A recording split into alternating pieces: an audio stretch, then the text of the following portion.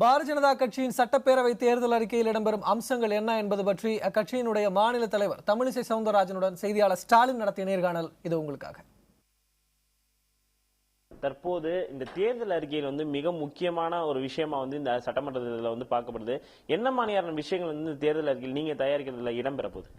அதாவது நாங்கள் தேர்தல் அறிக்கை என்று அதை சொல்வதை விட தமிழகத்திற்கான வளர்ச்சிக்கான தொலைநோக்கு திட்டம் விஷன் டாக்குமெண்ட் என்றுதான் அதை நாங்கள் பெயர் வைத்திருக்கிறோம். ஏனென்றால் தமிழகம் ஒரு 50 ஆண்டு காலமாக எதிர்பார்த்த வளர்ச்சியை அடைந்ததா என்றால் இல்லை. இளைஞர்களுக்கு வேலைவாய்ப்பு கிடைத்ததா என்றால் இல்லை. கல்வி வியாபாரமயமாக்கப்பட்டுக் கொண்டிருக்கிறது. கனிம வளங்கள் களவாடப்பட்டுக் கொண்டிருக்கிறது. ஆக தமிழகம் ஒரு நல்ல அறிவுசார் ஒரு மக்களை கொண்ட ஒரு மொழி உணர்வு, ஒரு நாட்டுப்பற்று கொண்ட ஒரு மாநிலம் எந்த அளவிற்கு வளர்ச்சி அடைய முடியுமோ அது வளர்ச்சி அடையவில்லை என்பது உண்மை. ஆக எல்லா மாவட்டங்களிலும் எந்த அளவிற்கு வளர்ச்சியை கொண்டு வருவது, எல்லா மாவட்டங்களிலும் இளைஞர்களுக்கு எப்படி வேலை வாய்ப்பு கொடுப்பது, எல்லா மாவட்டங்களிலும் உள்ள இயற்கை வளங்களை எப்படி தமிழ் மக்களுக்கு பயன் தரும்படி தொழிற்சாலைகள் அமைப்பது என்று ஒரு தமிழகத்திற்கு ஒரு வளர்ச்சி சார்ந்த ஒரு மிகப்பெரிய தொலைநோக்கு திட்டமாக அதை நாங்கள் தயாரித்துக் கொண்டிருக்கிறோம். ஏதோ நாங்களும் அறிக்கை தயாரித்தோம் என்று இருக்கக்கூடாது. ஏனென்றால் மத்தியில் நாங்கள் ஆட்சியில் இருக்கிறோம்.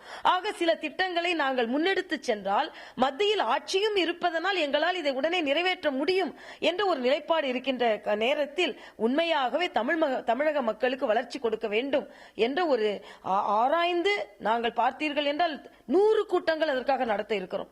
இந்த 100 கூட்டங்கள் நடத்தி அதன் மூலம் கருத்துக்களை சேகரித்து நாங்கள் மிக ஒரு நல்ல தேர்தல் அறிக்கையை நாங்கள் தயார் செய்வோம். தமிழக பிரச்சனைகளை பொறுத்த வரைக்கும் இந்த காவேரி இஷ்யூ, மீனவர் இஷ்யூ எல்லாம் முக்கியத்துவம் வாய்ந்ததாக கருதப்படுது. இது போன்ற விஷயங்கள் பாரதிய ஜனதா கட்சியின் தேர்தல் அறிக்கையில் இடம்பெறக்கான வாய்ப்புகள் இருக்கு.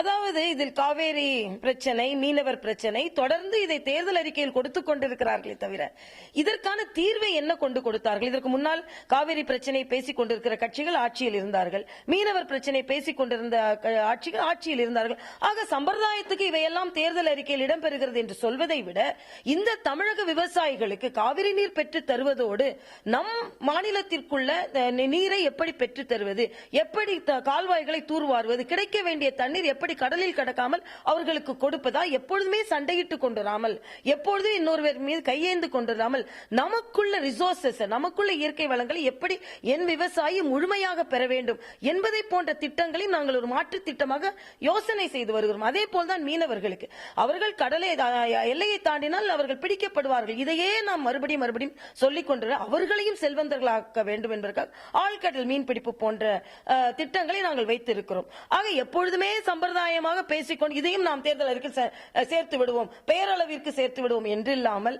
உண்மையிலேயே தமிழகம் பெயர் வாங்கும் அளவிற்கு திட்டங்கள் இருக்க வேண்டும் என்பது எங்களது நோக்கம்.